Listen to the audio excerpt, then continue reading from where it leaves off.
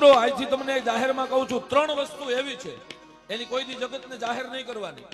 એક તમારી આબરૂ, તમે કેટલા આબરૂદાર છો ને દુનિયાને ખબર નહીં પડવા દેવાની.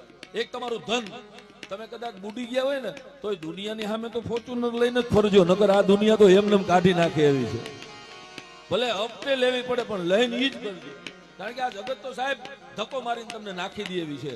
અને ત્રીજું, આપણી સ્ત્રી. આ ત્રણ માથે આપણા વડીલોએ કીધું પડદા રાખો. તમારી પાસે કેટલો માલ છે જગતને ખબર ન પડવી જોઈએ, તમારી પાસે કેટલી ઇજ્જત છે તમને ખબર ન પડવી જોઈએ, તમારી સ્ત્રી કેટલી રૂપાળી છે ને દુનિયાને ખબર ન પડવી જોઈએ. આ તો ખબર પડી ને એટલે ખરાબ બનાવો બનવા મળ્યા છે, બાકી ખરાબ બનાવો ન બને સાહેબ. 16 શણગાર સજી એના દેશની શક્તિ છે, એ બજારમાં આવી ને એટલે ખરાબ બનાવો બન્યા છે.